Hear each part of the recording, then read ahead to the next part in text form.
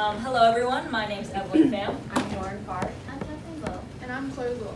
And this is our presentation on perinatal substance use disorder for our host of events, including the Emotional Wellbeing Challenge. So to understand why PSUD is in need of attention, we first need to understand the scope of the issue. From 2010 to 2017, there was a 131% increase in opioid-related diagnoses and delivery hospitalization, which goes to show how dire this crisis has become over the years. Behind this staggering statistic is often a pregnant mother on a hospital bed, often scared, often alone, and often afraid to ask for help. But PSUD is not a moral failure. It's a treatable medical condition, and we're here today to dive deeper into that distinction and to prove why it saves lives. Now, I'd like to direct your attention to these two graphs on the screen here. On the left is a line graph showing marijuana usage during pregnancy from the year 1992 to the year 2012. It's been a positive and pretty exponential increase. You can see how specifically marijuana usage has really increased over the years. And then on the right is a graph with the estimated number of U.S. births that have been exposed to toxic and harmful substances such as alcohol, drugs, illicit substances, and prescription opioids, all with really harmful consequences on both the mother and the child. So PSUD stands for Perinatal Substance Use Disorder. Perinatal refers to the time period from when a mother first becomes pregnant up until 1 year postpartum. The substances that are commonly include prescription drugs, alcohol, tobacco, illicit drugs, and opioids. Substance use during this critical period can cause major health consequences for the mother and the child. Understanding what PSUD is also means understanding how deeply it can affect mental health. Pregnancy and early motherhood already bring significant emotional challenges, and PSUD can both cause and worsen them. About 30% of mothers with PSUD screen positive for depression, and among those, 40% experience symptoms of depression postpartum. Opioid and tobacco use are strongly linked to PTSD, depression, and anxiety. Alarmingly, 20% of postpartum maternal deaths are associated with PSUD, many of them which could be prevented by having care. But mental health is only part of the bigger picture. Experiencing PSUD affects the mother's physical health in two major ways. Firstly, through increasing infection risk, and secondly, through poor nutrition. Oftentimes, consuming drugs, particularly opioids, is through needle injections, which can expose the mother to contracting infections such as HIV and hepatitis. Both these infections can diminish the immune system's integrity in both the mother and the growing fetus, especially for the growing fetus, as it can be exposed to things like preterm birth, stillbirth, and a low birth weight. Moving on to poor nutrition, oftentimes substance abuse, alcohol abuse, and drug abuse can lead to changes in eating patterns and cravings, which often lead pregnant women who are experiencing PSUD to crave unhealthy, highly processed, inexpensive, and cheap foods. Consuming a lot of these foods can lead to malnutrition in both the mother and the growing fetus, which can lead to further adverse birth outcomes and pregnancy complications down the line. So because a mother's health is so closely connected to her babies, these physical and mental impacts naturally extend to fetal development. One major concern is intrauterine growth restriction, or IUGR. This occurs when the fetus doesn't receive enough oxygen and nutrition, leading to low birth weight. IUGR is categorized as asymmetrical or symmetrical. In both cases, it can lead to higher risks in structural birth defects affecting the heart, limbs, or brain. PSUD can also increase the risk of preterm birth, meaning delivery before 37 weeks. These infants face higher chances of SIDS, miscarriage, and stillbirth, highlighting why consistent prenatal monitoring is so crucial. So given these serious risks, the question can be, what can be done? Well, effective support that could be implemented would be adding more screening into the obstetrics department, like adding psychiatrists and addiction specialists into the setting, and this can allow for mothers to feel safer in discussing their substance use history.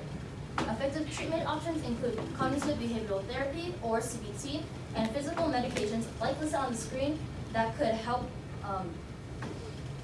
prevent cravings from opioids and alcohol.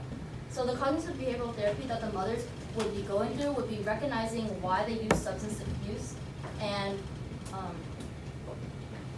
improving their communication skills within personal relationships, and also making relapse prevention strategies in order to identify triggers and make healthcare responses towards them.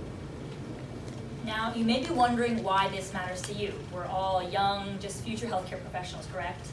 PSUD doesn't just affect pregnant mothers. It impacts infants, families, and entire communities. Raising awareness helps reframe substance use as a health issue rather than a moral failure. It reduces stigma and encourages early intervention, ultimately improving outcomes for everyone involved. But despite the availability of many effective treatments, many mothers who go through PSUD still struggle to receive proper care.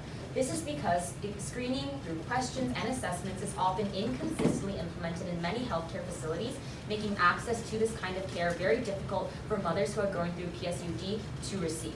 Adding on, providers and healthcare specialists often report that they lack training or feel uncomfortable when dealing with substance use or mental health disorders in pregnant mothers. With these gaps in both training and screening, they're compounded by further lack of specialized treatment in facilities. Looking at the percentages here, only 13% of substance use facilities and only 7% of hospital inpatient programs provide substance use services that are specifically tailored for postpartum or pregnant women.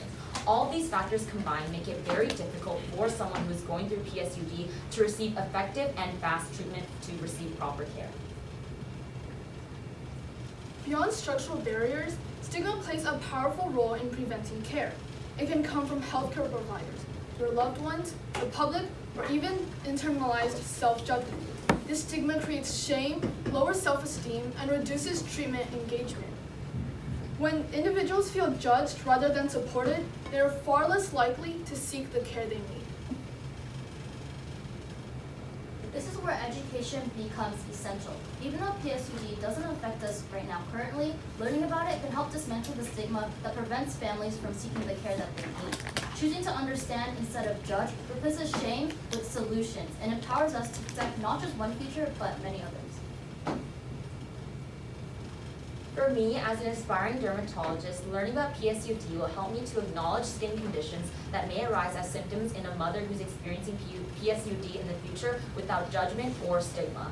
Learning and increasing awareness about PSUD will ultimately help me to create a more holistic and caring care environment for my future patients who will feel more comfortable sharing sensitive information with both me to better their healthcare experience for me as a dermatologist. As a future healthcare professional, researching PSUD has taught me the importance of checking my own biases before getting to work with patients. Creating an open space for patients to be honest and feel safe is important in delivering life-changing care. By listening in first, instead of making harmful assumptions, we can be an advocate for care that treats the whole person, not just the condition. As a future healthcare professional, my biggest takeaways from this project was that I wanted to allow my patients to feel free to be open to me, and to make sure that my patients are readily informed of the future that they could have with their condition. I think it's important to have a strong bond between a healthcare professional and a patient because they are entrusting their life with you. Being able to help someone is the job, but being able to educate and foster a healthy and happy environment with them makes the process much smoother. For me, my key takeaways were that empathy and active listening truly matter, as human connection can also serve as medicine. Providing early support and advocating for patients, especially for those without a voice, can create positive change. Perinatal substance use disorder is preventable, treatable, and deeply human. By choosing education, empathy, and advocacy, we can reduce stigma, improve care, and ultimately save the lives of countless mothers. Thank you for listening, and if you're interested in learning more, please follow us on Instagram at ProjectCareForHer_. Thank you guys.